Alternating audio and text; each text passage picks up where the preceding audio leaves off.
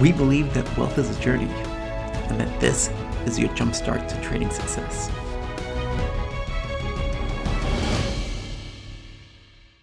Hello everyone, and welcome to another edition of the Trader's Mindchat show, where we believe that wealth is a journey and that this is your jumpstart to trading success. I'm Mike. And I'm Melissa. We have an awesome interview planned for you today. We have financial planner and entrepreneur Francine Fallas-Meyreles, who is joining us. Not only did she develop her entrepreneurial spirit at 7 years old when she began making and selling Barbie doll clothes to neighborhood children, but she also was able to develop that financial health at 18 years old and finding out how money can work for you. And now she's a financial planner as well as owns real estate properties that she rents across the country. So she's going to be able to give some insight about how to do that. So we're very excited to have her on today. Yeah, I'm looking forward to having her on. That whole Barbie doll, that Barbie doll side hustle at seven is, I know. I tell something our else. daughter Lily, come on, start working here. But this leads to our chat this morning before Francine joins us is about how to develop that entrepreneurial spirit. We've been reading a bunch of different books lately, Rich Dad, Poor Dad, and a couple of other great examples of how to instill that at an early age for kids. So I was curious, Mike, when did you know that you wanted to become an entrepreneur? I didn't. I had no idea. Like the earliest entrepreneurial thing that I could think of that I did was in grade school, third grade, like just, what was it, like the little selling toys or something like outside your house, like what was they called, like garage sale? Yeah, like kind of like that, but we didn't have a garage, right? Like when yard we grew up yard sale. Yeah, but we didn't even have a yard. We had a stoop, right? So stoop sale. That's a me and this other kid, like she had some stuff, and we were talking just let's set it up over here, so it wouldn't just be like boy toys, like there were girl toys there too, and we put up flyers around the neighborhood and people bought there. Like that was the one and only entrepreneurial thing, and I think we did that maybe 2 or 3 times, and that was it. I had no idea I would be building a business or doing half of the shit that we're doing. That's so interesting because what made you want to even do that? And it was also, you're also thinking about, you wanted to make sure you had the girl market, the boy market, having toys for both. So you're already kind of thinking that way, like, how do I market this to the right audience? So it's so interesting how you were able to do that at third grade, you said? Yeah, third grade. How old would we have been? Like 8, 9 years old, something like that. Yeah.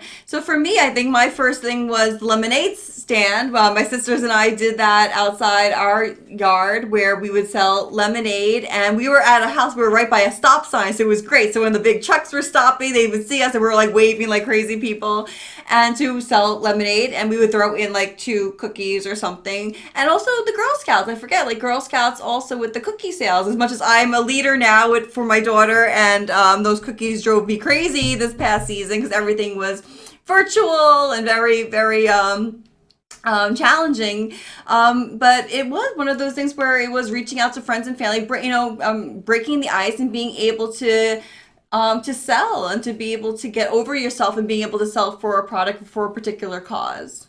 So what could we do as parents? What could we do to help create that entrepreneurial spirit, at least educate our kids about money at this young age? Well, that's a great question. I haven't thought about that too deeply yet, but the first thing that pops into my head is games. Most of us learn better through games and through gaming. So what are some games that we could play that can help foster those kind of things, right? A lot like Robert Kiyosaki has his game, right? The cash flow quadrant. Look at that, man. The things that like Monopoly. Things that like what are you doing with Girl Scouts, right? Like with all these cookie sales, like it's just like a cookie racket that they've got going on. But anyway, but yeah, I guess things like that to start to learn by doing, right? The more learning by doing, I think, and that applies for trading too, right? Like you could learn so much from a book, and that's a great start. But we learn much more by actual application, right? So figuring out ways to do that. Yeah, I think it's a shame that they don't really talk about this in the education system, or you have to go out of your way to get the answers if you don't have them, or to ask questions.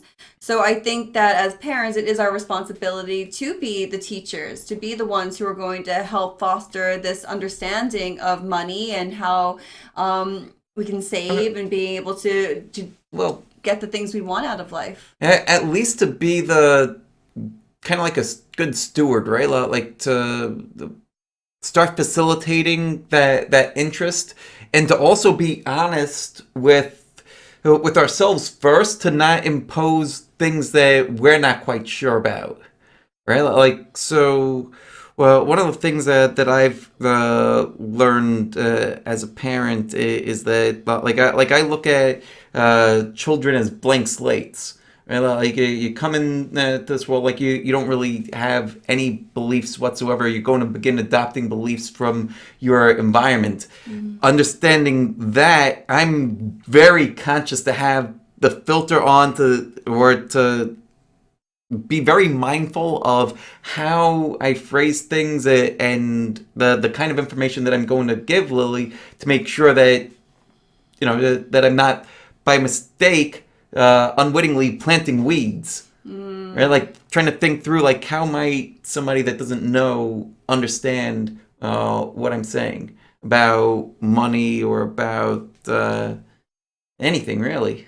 I know, and as a Girl Scout leader too, we just did the cookie sales, and the troop is a bunch of 5 and 6 year old girls, and to be able to help them feel empowered and help them feel that they can, by doing these cookie sales and seeing what they were able to get out of it. Not only were they able to get some sort of reward, whether it's a plush stuffed animal or a badge, but also saying like, hey, now we can fund this activity we wanted to do. We can have this party that we wanted to have with the girls. So they're seeing, and they're able to make that decision together.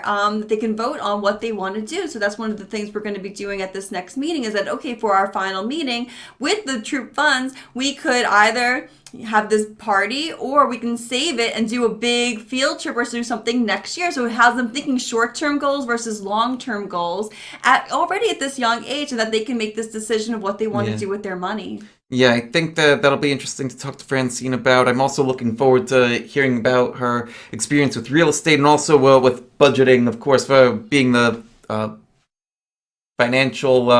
What's her official title again? She's a financial planner / entrepreneur. Yes. So we're very excited to have her on. So stay tuned, and she'll be joining us right after this quick word from our sponsor. The sponsor of today's show is Magic Mind. I've been using Magic Mind these last couple of months, and it's a quick energy shot I drink either in the morning or in the afternoon to give me a boost. They only use healthy ingredients, and I think it's great. Check it out for yourself at magicmind.co/discount/Mara15 and use coupon code MARA15 to get 15% off your order. Welcome back, everybody, to another edition of the Trader's Mindchat show. Today we have a very special guest, Francine Meyreles, and her bio is as impressive as anybody's that I've seen. I've got to read it to you like that. It's just so good. So, financial planner and entrepreneur, understands the importance of financial literacy. Her entrepreneurial spirit began at 7 years old, when she began making and selling Barbie doll clothes and selling them to the neighborhood kids. I freaking love that. Having started from humble beginnings, Francine, at a young age, prioritized financial literacy and health, and started a brokerage account, Roth IRAs, life insurance, all of that, and now has a real estate rental property business, which I'm super interested in. I want to get into that too. Francine strives to positively impact individuals across the country by educating them on the importance of financial planning, building a healthy relationship with money, and effectively planning for the future. Francine, welcome to the Trader's Mindchat show. Well, thank you so much, Mike and Melissa, and everyone watching. I'm so excited and it was a really amazing introduction. I couldn't remember how long that was, but yeah, that's basically what I'm about.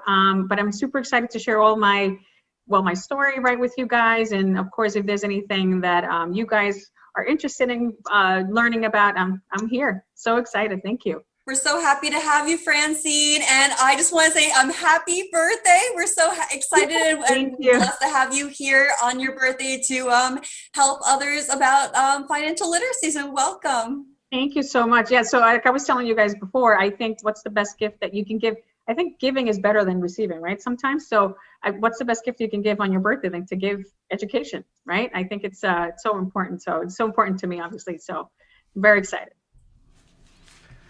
All right, so let's dive right in and get to some of the meat of it then. Well, first, let's get into the mindset too, right? Because mindset is so important in all this. I'm curious, like, what made you first start to think, like, way back when, 7 years old, like, well, what made you decide to start building Yeah, that business? the Barbies, right? So Yeah. interesting And enough, I love the Barbie you. clothes. That's so cute. I know, right? Interesting enough, I really didn't like the Barbies themselves. I just wanted to like, all right, how can I create a business out of these Barbies? Which my family was like, she's crazy. But anyway, going really, if you go back to the beginning, I actually come from Costa Rica, very, very humble beginnings. And, it was always, and I always saw my family struggle because they didn't have the relationship or maybe the ability to get the information or get the education that comes from and the empowerment that comes from having that relationship with money or learning about it, right? So from very young, I realized that I have to do something to help. I have to do something to learn. So I said, you know what, I can make Bart. My grandmother actually, I conned her into getting me a little sewing machine, and I started making that. So I put a sign on my window. All my friends started coming and buying these little, uh, clothing for their dolls, so which is great. So then finally we came to the U.S., which I'm so grateful for. I think it was such an opportunity that my grandma gave us. And I was very blessed to have a lot of people in my life that gave me the information of what comes with or the education to give me that financial literacy and that how important it is to have that relationship. And I realized that even though my mom worked so hard, she was working harder, not smarter, if that makes sense. So I really made it my passion, if you will, to not only educate myself, to be able to help her, but in the interim, I've been able to really, it's funny hearing that on your bio. Sometimes you forget to be blessed to be able to have all these opportunities and things that I've created to hopefully now teach my girls, whom are teenagers who think I'm not cool because I'm doing a podcast. But they hopefully they will learn and pass this along. And of course, teaching others what comes from that, what comes from, just knowing what to do with their money, which I think is something that you both do that is so amazing. You give people the options and the choices, the information that they can also implement in their lives that can, hopefully create a legacy, create, some stability for themselves. I just think it's so amazing what you both do as well. Oh, thanks, appreciate that. Thank you. Yeah, absolutely. It's so great. Anything that comes to Francine, finance, I I love. just absolutely love that you started this to help your mother, to help your family. I think that that's so beautiful. I think about kids today. I mean, we have a 6-year-old, just like thinking about how that they want to still be able to help their family. Like everyone talks about like, oh, they just want things or material things. But when they see their family struggling, I love that your initial response was, I want to help. Yeah. It always, and you know what, it's always been that part of me to help, right, my family, or traditionally in my culture we help our elders, and that's how we do it. But I think it's kind of instilled in my practice too now to also give back, because eventually the business comes. But I think that when you set forth that you're really giving and you really want to help people, I think that comes through. in conversations that we have. So. One of the things that you mentioned earlier in that story was the idea of working harder, not smarter. Can you speak a little bit to that? Like, what does that mean? Like, because we all have different versions of that, right? Sure. Like, So well, what does harder, not smarter mean? I think I made it's Or smarter, not harder. smart, Yeah, it's smarter, not harder. So it's like how do I explain it? It's like cutting down a tree and you're cutting it with like your hand, as opposed right. to a really, really sharp knife. That's how I best explain that. So it's just maximizing what you're currently doing so that you're able to have all these options.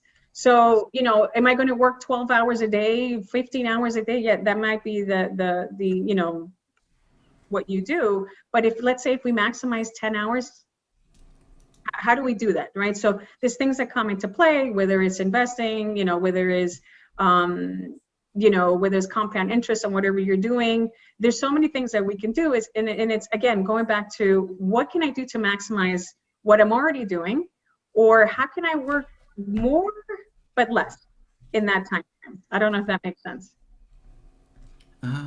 Makes sense to me. So you would want to, it's kind of like taking so to bring it back to like an investing example, right? Like you're investing a little bit now, so that way over time it compounds, and like it would be like growing a tree, right? Like you take your seed, Right. you put it in, it's going to take some time, but eventually it grows into this tree that you get to sit under. Exactly. So, compound interest on investing, let it go. You put it in there, you let it go. It's going to grow. The other thing is, what else can you do in terms of giving you the choices? And when I talk choices is when you create things for yourself that are going to create you that stability, that financial stability. It gives you more. It empowers you to do other things. So like we do a lot of charity work. A lot of people, and we work with a lot of people in the communities. So not thinking about the financials a lot of times makes me feel more helpful to the community. I don't, again, if that makes sense, so you have to have options. So the other thing you could do too, in the interim is, buy real estate, passive income. Again, like you guys, talk about investments, do those as well as you're doing your work, your 9 to 5 or whatever it is. So you want to maximize whatever you're doing. And now I'm going to actually take you back for a minute, because I love that you have this the idea of having your money work harder for you versus, just feeling like when you first get out of college, like they're like, oh, get a job, you got to work the 9 to whatever hours, you got to put in the work so you continue to work your way up the ladder. But not many people are talking about how to invest or how to get property investments. Like you were 18 when you already had life insurance, you got sought out a brokerage account, a Roth IRA. These are things that most 18-year-olds are not thinking about.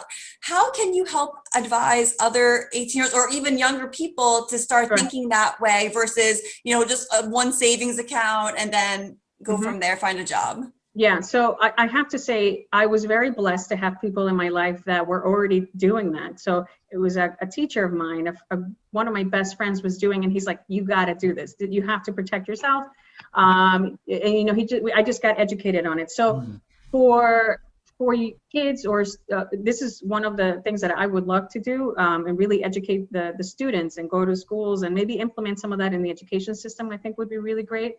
Talking about compound interest, investments, how to protect your income, how to protect your power to invest. So all those things I think would be great to implement into the education system. Now, to answer your question, how do you do that? I think first and foremost, I think us as parents, it's important to seek information, to seek help, to seek some guidance as to what we should do, because we don't know everything. I know, Melissa, you're a writer. I suck at writing. So I could never do that. So I think if I need to write my bio again, which I think I might, I'm going to go to you, Michael. I can ask you in terms of investments. What do I need to do to do the things that you do? So I think as parents, we should. I shouldn't say we should. Let's find interest in educating ourselves so that we can then educate our children. And And then as far as kids, I would say teach them young. I'll share my story with my kids. They have bank account. They have debit cards. They have credit cards. Some people are like, wait a minute, kids have credit cards?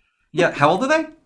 Yeah, so they're 14 and 10. And wow. yeah, what a lot of people don't know about this, which I think is an incredible thing to do for our kids, is you can give them a credit. You can put them as a user on your credit card, cut the credit card up, and they're establishing credit on their names.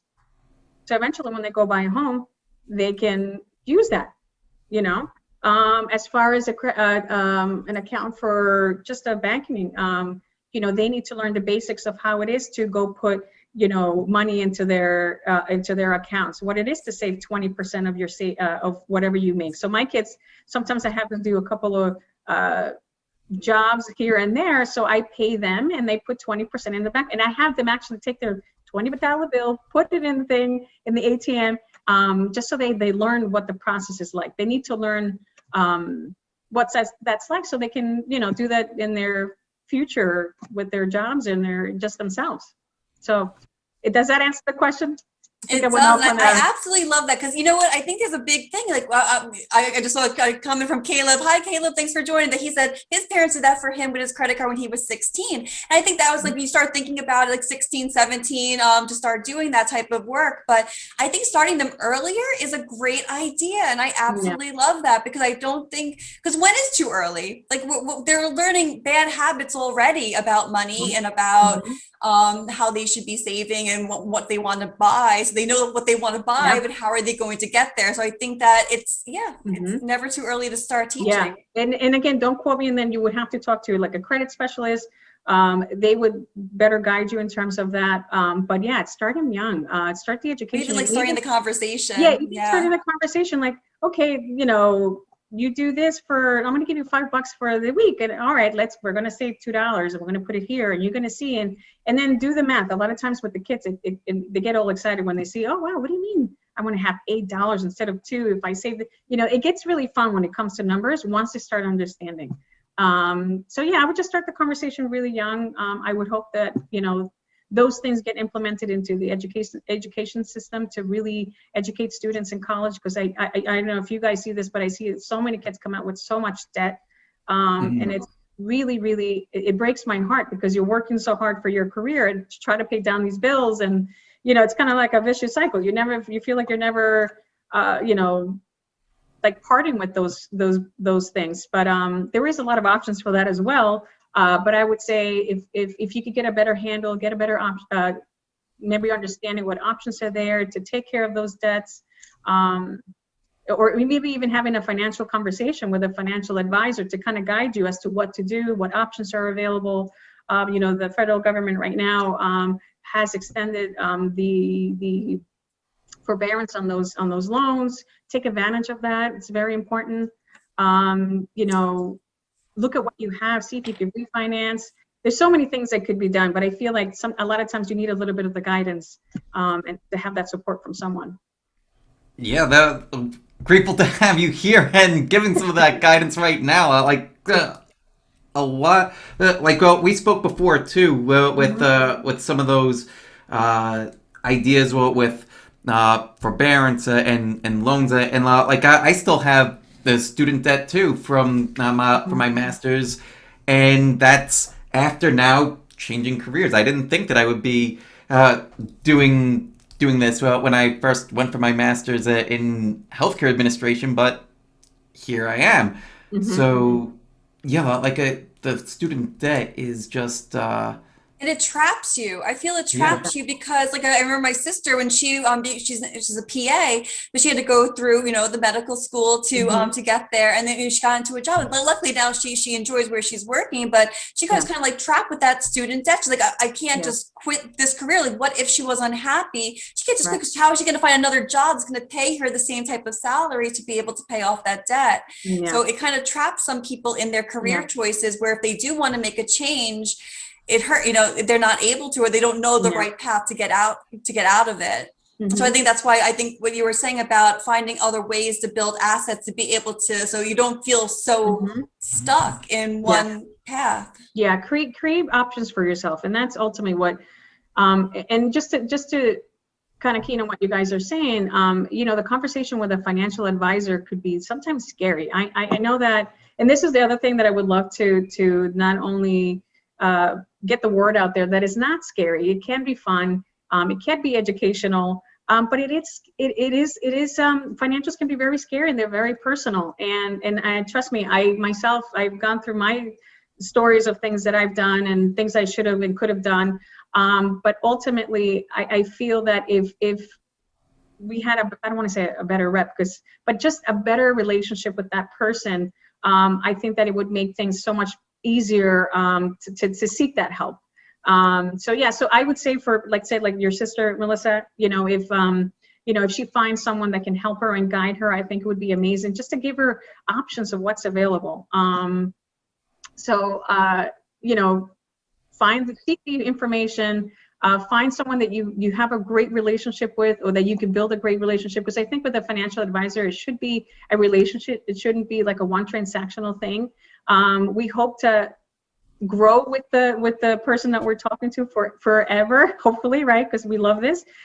Because we're talking about you and your options, and then we're talking about your children and their options and what's available to them. So again, going back to the point of the whole rant that I just went on is, finding a good person that you feel comfortable with and having that relationship that you can ask those tough questions and you don't feel afraid or kind of lost or powerless, Mm. No, Yeah. I think Melissa? sorry, Mikey. I think we're both Yeah, just we're like yes. stepping on each other. One of the things that you mentioned was setting aside 20%. I've heard like different numbers from different people, different books. So why 20%, and what's that 20% being allocated for? And can it be 30% for some, or for is yeah. What is the number? So what I want to make a point of is that it's not a one size fits all kind of thing, right? Everybody's plan is very different. Everybody's goals and needs are, is what they're looking for and what they need. So what we like to say is 20%. 20. So let's say you have $100 bill, $20 of those $100 bills are going to go towards whether it's your retirement, where is risk management, investments, and your emergency fund. Those are 4 buckets that we like to talk about. And 20%, we found that it's a good number to tell people, because also the other thing that we forget about is, okay, financials, you got to save, you got to do these things, but at the end of the day, you also have to have a life. You have to be able to live, enjoy life, do the things that you want to do, go to your Tarjay runs, you know what I mean? Be able to buy those, the sports equipment that you want to buy for whatever, so you want to be able to live life as well. And you want to keep also a little bit of that to give back. That's one of the other things that I feel is so important that sometimes we forget about. We kind of get caught in our own stories and our own things, but I think giving back is so important. So that's part of that 20%. And it's not a tough number to swallow sometimes. So like I said, it's $20 of that 100 of those $100. That's typically what works out really well, even in the long run. Interesting. All right. One of the things that we wanted to talk about too was good debt versus bad debt. Well, what's the difference, and how can people look at debt in a different way? Okay. Right. So that's a great question. So good debt as opposed to bad debt. So bad debt being, let me buy something on a credit card and just spend money on credit card, not pay it off every month. That's bad credit. I mean, you do build up credit in that sense, but if you're not paying it off month by month, you do have those fees per month that can actually build up, and you're not paying until that principal. Good debt being buying a home. All right. Even though it's a big, it's kind of scary buying or purchasing a home, it's good debt that that is building equity. So I would say those are the major things in terms of good and bad equity. Now, a bad credit. So again, if you go to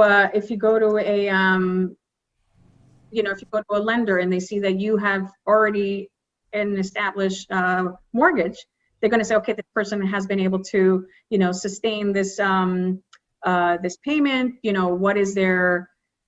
They're going to see that your credit is strong because now you're paying your mortgage payments, so that even makes you look stronger. So obviously, and when your payments are in a good standing with a mortgage, your credit report goes up as well. So it gives you more options to buy more or do more things. That's kind of like what we've done in terms of the real estate part for myself is, we purchased one, paid the mortgage, and then essentially raised our rating, and then we went for another one, and then it just kind of trickled down from there. So that I would say would be the difference between good credit. The creditors need to see that you have credit, but it has to be good debt. So it's building equity, something that you pay off every month if you can, right?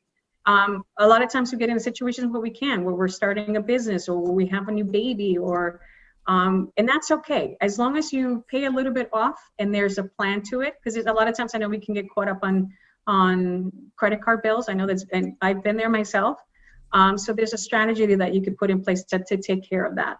And again, the credit companies love seeing that you're paying it off and there's a plan and you're trying. There's effort. But if there's no effort, totally bad. So how do they know if if there is a plan? Like, are you talking with the creditors, or do they just see it based on results? So basically again, and again, I don't want to quote this because this would be more like a credit specialist that I would have a conversation with.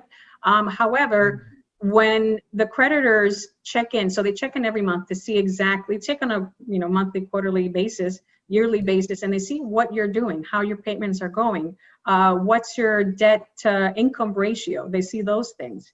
So they base a number. So I didn't even know what the logistics. I think there's like 50 algorithms to these things, to be exact. It's quite intense. But they kind of look at all those things. Are you paying your credit cards? Are you paying something towards them? Are you did you purchase a home? Are you paying off your mortgage? There is a lot of times where you can even put let's say if you don't have a credit card, you can put like a light bill on your credit, so they see those payments coming in every month. So your credit goes up because they see the payment history going well. So there's so many things that can be done. But as far as to really track, if you really are concerned in terms of, my credit is, or my credit cards are building up, I don't know what to do. What I would say is definitely have a conversation with an advisor or have a conversation with a credit specialist where they can really tackle everything on your credit report and see how those things can be worked out. Can we pay off one credit card with the high interest? Can we, maybe there's derogatory things on things reported on your report. How do we take those off? So there's so many things that can be done.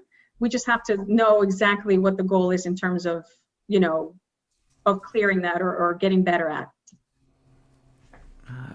Interesting. All right. So yeah. So let's say we have somebody. I know. Yeah. No, definitely. This is helpful. So let's say you have somebody and they are interested in starting to get into the real estate side of things. Step one, it sounds like, would be clearing off the bad debt, because they wouldn't be able to get the good debt, being like the home mortgage or being able to finance properties, if they're already saddled with like all this bad debt and they have low credit scores as a result. Mm-hmm. Like, is that right? Am I understanding this right? Well, so yes and no. So what if that is the case, right? If let's say you have high credit cards, low ratings, right, on the report, what I would say is, again, have a conversation with someone and see what can I do? What's the plan, right? So that at this point we could say, let's maybe look at maybe refinancing your current home if you do have a home. Let's see how we maybe refinancing that home can pay down some of that credit so that we can get some of that debt out of the way, build up your credit. The other thing that I would recommend is talk to another professional, like a mortgage broker, a real estate person, so that they can guide you as to, okay, so if I want to, let's say, close on if I'm looking for a rental property, okay, what is that going to look like? What do I need to have in place in terms of down payment? What do I need to have as far as credit reporting? Can I even look at that right now? Is that something that's in my short-term horizon, long-term horizon? And I know that I'm throwing a lot of information out there, but I think that having a plan in place, even if it's not right now, can help to guide you where to go. So I think that kind of answers your question, right? Yeah, no, that answers a lot. And, you know, like, all these sessions get recorded too, so there's going to be a lot of pause, rewind, go back, write that down. Like, I already have like half a page full of notes, and I'm like turning the page over here to write some more. And I do understand it's a lot of information. So, you know, what I would say is keep it simple. Don't get, I know it's frustrating, but keep it super simple. Start by writing down your goals and your needs. Start simple. What do I need? What do I want? Let me give you an example. I want to buy a home next year. Great. Where? What do I need a target market. I need a real estate agent. Okay. So you kind of work from there. Work with one goal, I would say first. What do you want to do? What do you want to achieve? And how do you work that out? What are your resources? Who can I get in place to help to reach that goal? You know, what do I need to do myself to be able to get there? Do I need to work on a trickle down effect credit card plan where I pay off the smallest to the highest or the highest to the smallest? You know, things like that you can work, but I think start small, find what the needs are, what the goals are, and then kind of work from there. This is super helpful. I love this. And I think you're right. Most of the time we don't have a plan. We don't have a plan. We get a full-time job, we're making good money and paying off our bills, but we're not thinking that way. I don't think most of us are thinking, especially not long-term. If anything, we're thinking short-term, like maybe wanting to have a family or wanting to get that first house. But to think about these longer-term investments, we don't necessarily plan. We might say, oh, that's something we want to do someday. Yeah. But someday never happens, or we don't actually plan for that someday because another, you know, you have another baby or something else happens that it kind of just keeps getting kicked down the curb and people don't talk about it.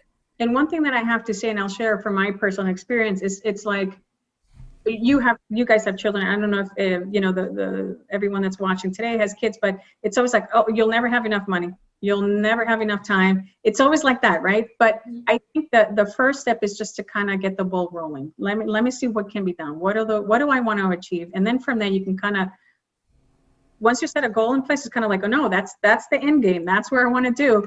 It kind of puts the ball rolling and gets things going for you.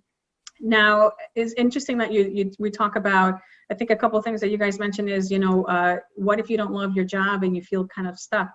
I want to share a story on that one. And then I think the other thing that we wanted to talk about is also how to protect the ability to be able to invest. Those are two things that are so important. I think that, you know, even if we're working in an amazing job, making, you know, $1 million, to be honest with you, it doesn't really matter, because if you don't have a plan, if you don't have a structure, and if you don't have the guidance, it doesn't really, it rarely works out. You know, if you don't have the plan or the guidance to kind of get those things. So in terms of a career change, if you guys will allow me to talk about that, I think that it's, you know, 2020 was a very, and I'm sure everybody can relate on this, it was a very hard year. It was a very difficult year, not only health-wise, but also career-wise for a lot of people, myself included. Just to share with you, I, you know, had to make a career change. I have always done the financial business in the background, and I had a beauty salon, and I thought that was my baby. I made people feel beautiful, and it was amazing, and we were making all this cash, and it allowed me to do investments. However, 2020 came. I was actually diagnosed years ago with an autoimmune disorder. I'm not able to really use my hands as much. I had to shut down the salon because, we didn't know where this was going to go. And it was a very scary place to be. I'm very grateful and I'm very blessed to have been able to have that background with financials where it's okay, take a breather. You can make a change. You can make that switch. It's just going to take some time to build it out. And you guys can relate on this. You guys are building an amazing business and you're helping others. But it's scary at the beginning because you're like, what am I doing? Am I doing the right thing? And there is going to be some very scary times, some very difficult times. But I think that if you just take that first step, again, I'm going to go back to the same thing. Keep it small. You can get there. So it can be scary to change a career. I know that for a lot of people, it's not an option to change. And so a lot of people have lost their jobs, but I think that if you can create some more, just get super creative and just look and see what other things I can do to maximize my time, to maximize those 24 hours that we have per day, to really create options for ourselves. I think that's an amazing thing. Well, thank you so much, Francine, for sharing that. We both, Mike and I both can relate how challenging and tough it can be to do that type of career change. And especially I had also had some health issues when I had left my job after 10 years working in the advertising field and realizing that just wasn't the right path for me. It was affecting my health and wellness. So completely relate. And, we're strong. I think people forget how strong we are. Yeah. That we could do it. Like there's a lot of fear involved, but once you get to that other side, you realize, all those skills, all those things led me to where I am right now, and to do the things I'm meant to be doing. Yeah, I so much agree with you, 100%, Melissa. We as people, we're so resilient if we really dig deep. Sometimes we really got to dig deep, but we're really resilient, and I think that when that comes across that you're really genuinely helping people, and what you guys are doing now, and myself, I pride myself in my practices, that's what we do. We like to educate people and help. That it just opens doors, because educating and giving back is the main thing. All the other things are super fun and exciting, but giving back is really, really amazing. And I think that, again, going back, you guys are doing such an amazing thing, the amount of help and support that you give people. So proud of what you're doing, and I wish you so much success. Thank you. Yeah. It's been a crazy journey so far, but Mike and I haven't killed each other yet. Yeah, and you might want to again. I'm not gonna lie, because my husband and I, we do the real estate, and my God, sometimes we're like each other's throats, but ultimately we know what the goal is. We know the end game, what we're working so hard for, right? So I think ultimately we're like, all right, we need a minute. We need to take a break, but we know what that end game is. So.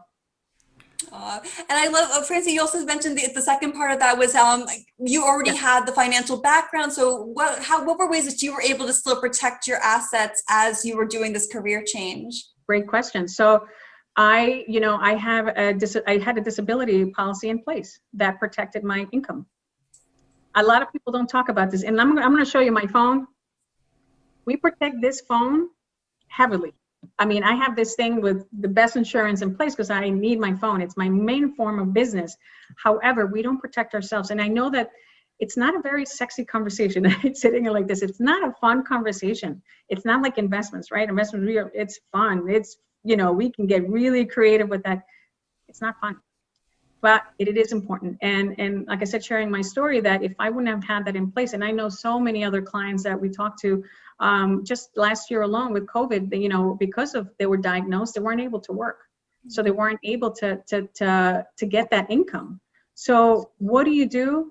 Is look and see what your options are and how you can implement to protect that. Again, 2020 showed us that we have to,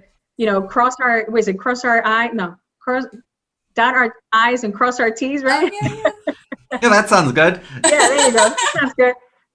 We just have to make sure that we everything that we're doing is being protected. And also keep in mind, if we're investing, if something happens to our income, how are we going to invest? Nobody thinks about those things. So we have to protect our income so that we're able to invest. So because if something happens to us, if something happens to us health-wise, 2020 was a big proof of that. That's it. those options kind of go. So there's other options, other things that we can implement in our plan, risk management things that we can plan or implement in our plan to make sure that we're protected and that our options and choices to invest are protected. And of course, obviously, our kids, our legacy, making sure that, if we have a business, the business can continue.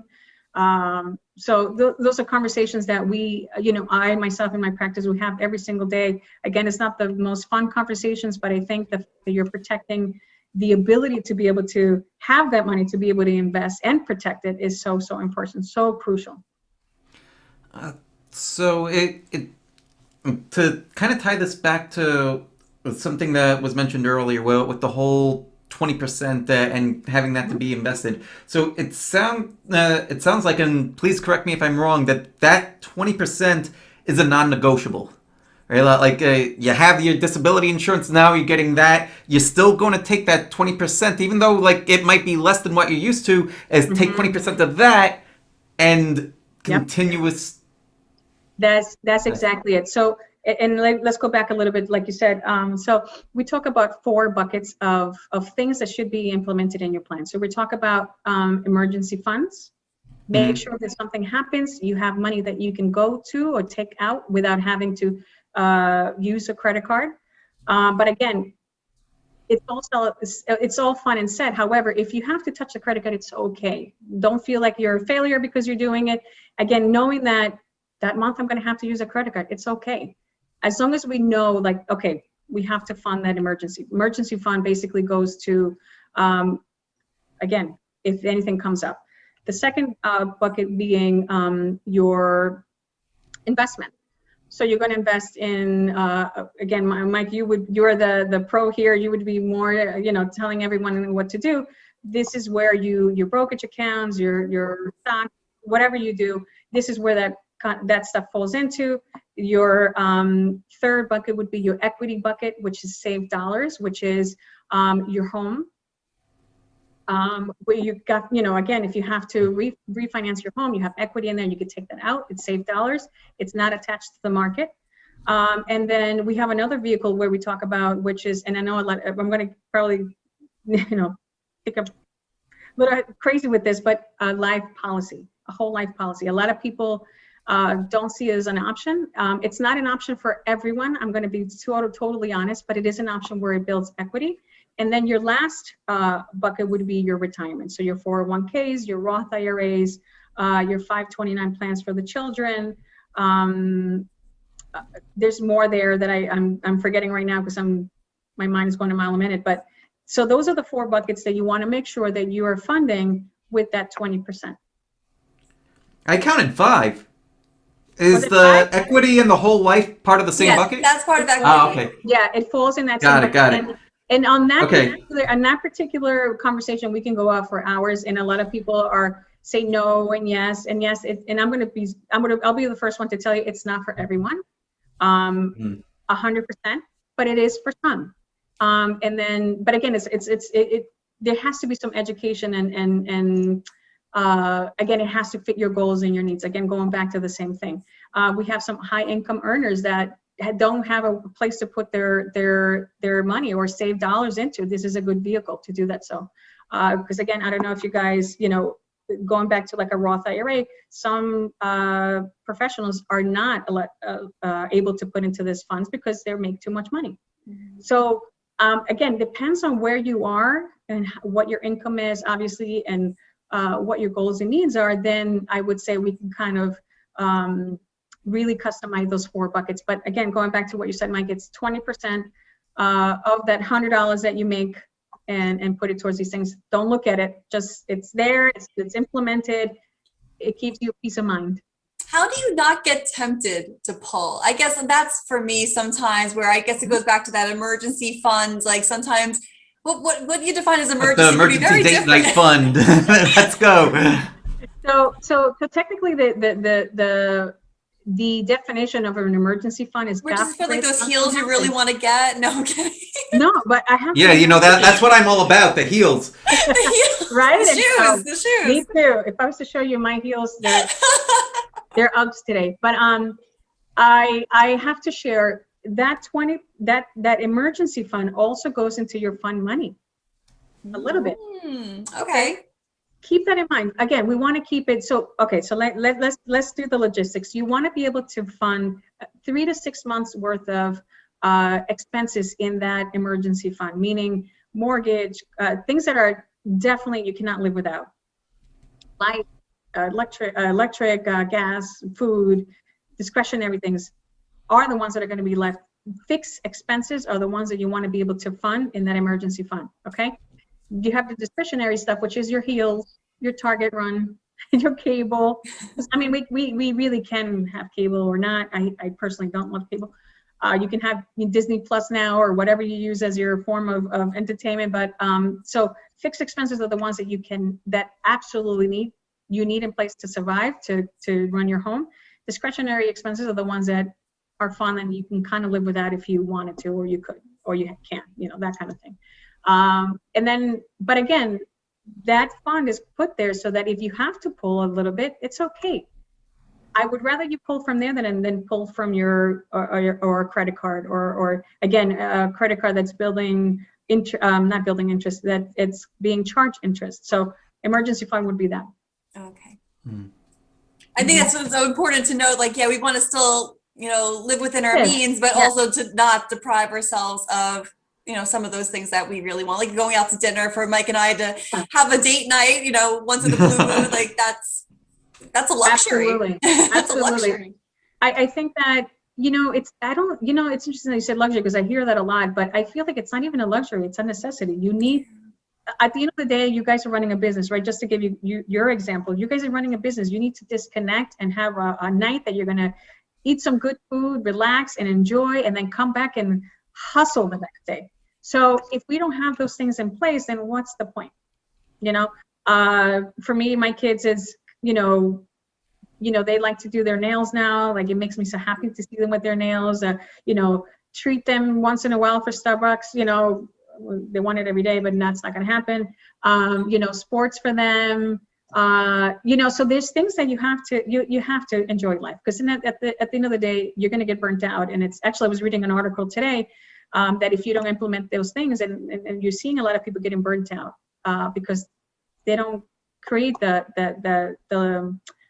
or they don't know how to create that little cushion to be able to do those things.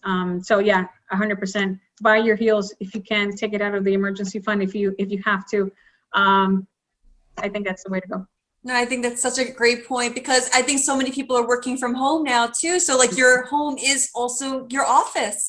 So it's truly to be able to not, feel like you are always like on top of each other, or like, you're in that work mode, like you're constantly in work mode, to be able to separate that and still be able to, like I said, have that date night, go out with the family, go do the soccer with the kids. And it's important. It's important to have that separation. Yeah, absolutely. 100%. Enjoy life. Of course, have a little plan in place, right? Have your goals, your plan, and then have fun and give as much as you can, even if it's just time. Sometimes that works. I know Mike's going to want to dig in with you a little bit more about the retail investment, but I'm just going to let anybody who is watching, if you would like to ask Francine a question, feel free to plug it into the chat or the Q&A, and we'll be able to ask her those questions for you. Awesome. Yes, so let's talk about the retail and the rental investments. So right now, like the housing market has kind of exploded. Like, it almost seems like now is not the time to start looking for a rental property, because like prices have just gone through the roof. Like, is that your feeling as well, or like, and that now is more of the time to start learning and preparing versus being like, okay, let's go buy a rental property, or is it always the time? Like total newbie at this part of the game. Yeah. So great question. So I'll share with you guys. I purchased another investment property about 2 weeks ago, and it was scary. I'll tell you that much. So just to be totally genuine, the house is not amazing looking. It was a diamond in the rough, if you will. But we got it for a good price. We did have to put a lot into it to fix it. So to answer your question, in this market, I think and again, getting advice from a real estate property or mortgage broker would probably be the best. Yes, the scariest part is when a tenant moves out. So that's a great point. And the way, and I want to say also with renting, it's not for everyone. It is not for everyone. You have to have the stomach for it, literally. But what you do again is you get a company that's going to do a background check on your tenants, that can do their due diligence, make sure that you get a good, proof of income, background check, credit check, all those things before you even put that tenant in place. I think is extremely important. And then going back to Mike, to your point, I think that just starting a conversation with a mortgage broker and a real estate person is incredibly important to try to target your target market, where you want to buy your home, what you're looking for, what price range are you looking for, and then your mortgage broker will tell you what price range you should be looking at, right? And then they will also tell you, okay, well, now you have to allocate a down payment. What does that down payment look like? That down payment also includes closing costs. So it could get pretty elaborate, this whole thing. But I think that so to answer your question, I would say right now, if you're starting to think about this, have a conversation with these people.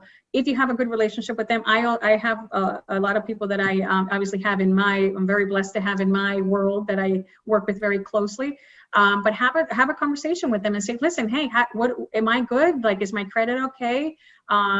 Should I be looking at 500,000 or just 300,000? Should I even be looking on Long Island or New York, or should I be looking outside of the state, another state? What does that market look like? So there's so many questions that come in. I think you just have to know where you want to go. For me, I want to say that Long Island's a little bit too expensive for me right now. I would say I go out of state in terms of those things. But again, it has to be what you and your mortgage broker, real estate agent kind of come up with and say, okay, this is the game plan. We're looking at a 5-year horizon or a 3-year horizon. The market does tend to, a lot of people are scared right now because they're saying, is this bubble going to break? Is this going to burst? I think that's a lot of us, that's our question. I want to say that the banks right now, because of what happened in 2008, and this is coming from one of my close friends, real estate agent, she said that the banks are being very cautious as to who they give mortgages to. And they also leave a cushion there as to, God forbid the housing market goes down in terms of the value of the homes. There is cushion there, not like it was in 2008 where everybody was just buying everything and everyone is getting approved. So I don't see like a burst, but maybe a little bit of a correction, where, so where homes might settle in terms of pricing, they might be a little bit more inventory for people to buy. That's another reason why prices are so high, because the inventory is so low. It keeps the prices high. So, but again, those conversations are definitely to be had with professionals that do that every day, and that can help and guide you. Very interesting. As somebody that is, so you have rental properties in New York too, right? No, not in New York.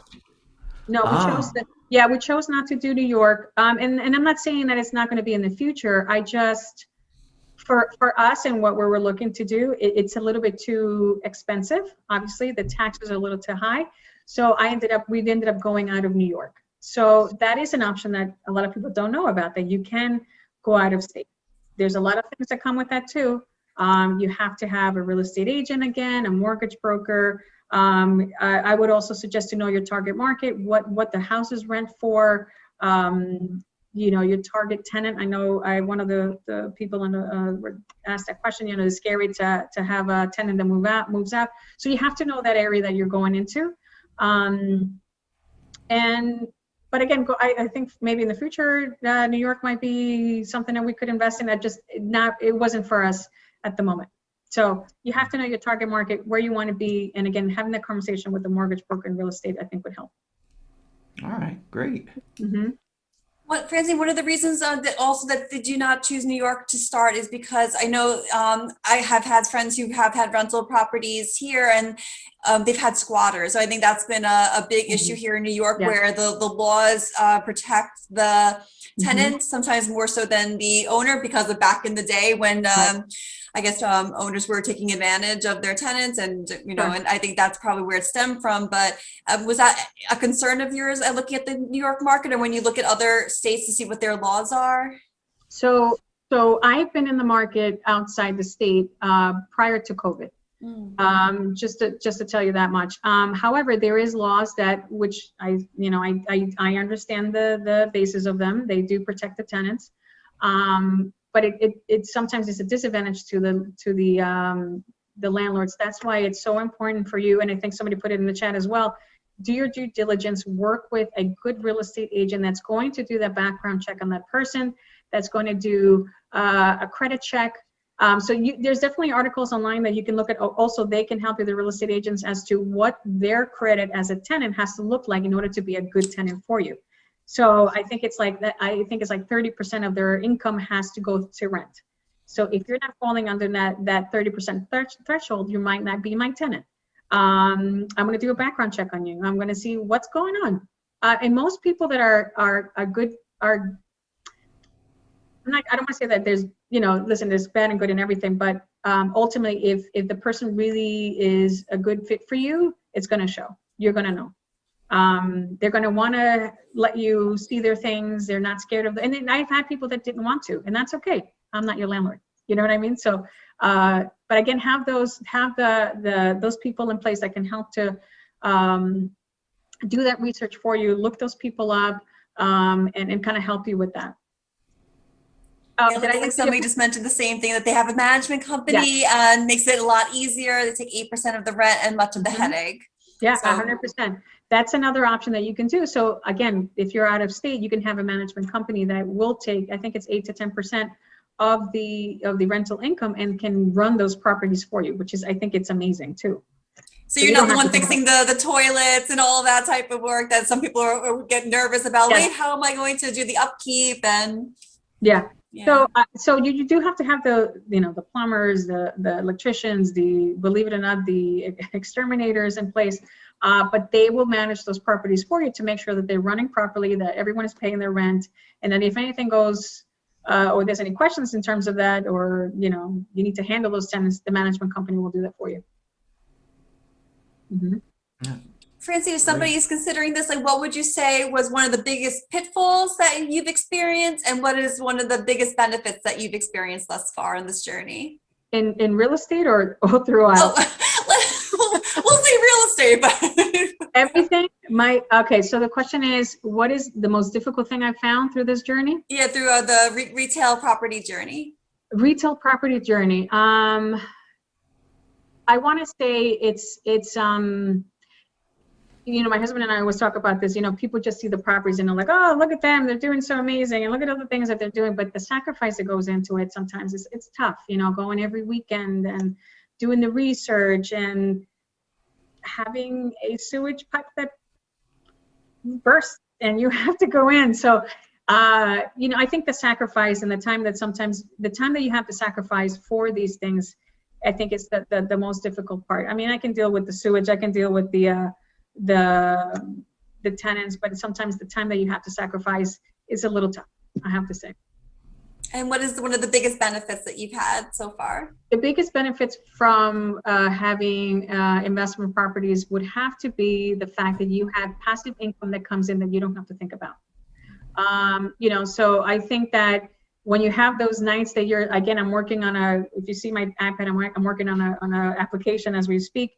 Last night I was working on something else. So, when you have those nights that you're like, oh my God, I'm so exhausted that I have to do these things, but knowing the fact that income comes in without you really having to work harder, just smarter, then that's when it all makes sense. I love it. Just came full circle. That's beautiful. We didn't even plan that. Yeah, we didn't plan that. It worked out great. All right, looks like we don't have any other questions on our end. Mike, anything else on your end that you want to ask Francine? Yeah, Francine, if people want to get a hold of you, what is the best way to find you, reach out to you, and work with you? Excellent. Yeah, thank you so much, Mike, obviously, for this opportunity. Melissa, thank you so much. I know sometimes these conversations can go or can be very difficult, so I appreciate the support.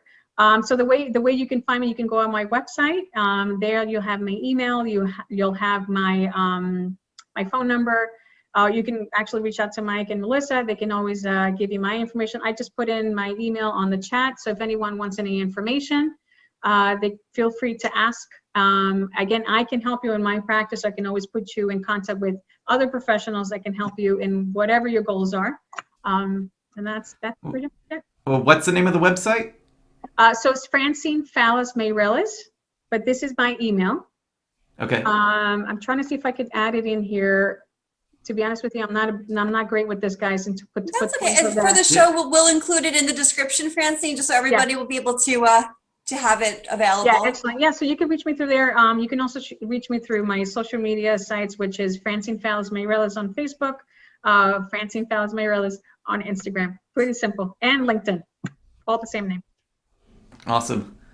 Yeah, we'll be sure to include that in the YouTube description, in the description on Spotify and Apple and all the places that this gets broadcasted to. I don't even know half of them, but it'll be on all of them for sure. That's amazing. Well, thank you so much, guys, for letting me share what I know, my experiences, and I hope that it helps someone, and as well as just bringing that financial literacy back and making it fun. Awesome. This is great, Francine. Thank you so much. We truly appreciate you taking the time to be here today on your birthday, and yes. now go celebrate. Yes, I'm going to go. So helpful. Thank you. Get a massage, hopefully. Woo! Sounds great. I could use one of those. I know, right? Well, check that emergency fund, Mike. We have to check that. Yeah, money. that's Right. it. The emergency massage fund. That's right. Self-care fund. Self-care, absolutely. Number one. Number one. First and foremost. Well, thank you so much, guys. Thank you. And thank you, everyone, for joining us today. And for the recording of this, it'll be available next week. And thank you again. We'll see you next time. All right. Take care. Happy birthday. Thank you so much, guys. Bye. I appreciate it. Have a good one. Bye-bye. All right, Francine, happy birthday. Thank you for being with us. Oh, it's so wonderful that she was able to join us on her special day, to be able to share her knowledge with so many people. And I got so much out of it. I don't know about you, but oh my God, I couldn't stop writing. Let's hear. One of the biggest things I got out of it was that, you need to strive to save 20% of your income. You know, this number keeps fluctuating, but I really like the way that she broke it out very clearly into those four brackets, which was the emergency funds, which means that you should have at least 3 to 6 months of your fixed spending accounts, whether it's a mortgage, heat and electricity, things you can't live without. That should all be in this emergency fund. But also to think about discretionary funds, like the heels we were joking about, or going on a date night, to still be able to enjoy life and still be able to have some sort of discretionary funds within that bucket. Mm-hmm. Then I also love that she says that now also to think about investments, whether it's like stocks or getting a brokerage account. And then the third bucket was equity, save money for getting a home or having a life policy. And the last one is thinking still about retirement. Like, even though it still feels so far away, you need to start planning for it now. And that's for your 401ks and your Roth IRAs, as well as that college savings fund. Mm-hmm. So I thought that was very interesting. What did you get out of it?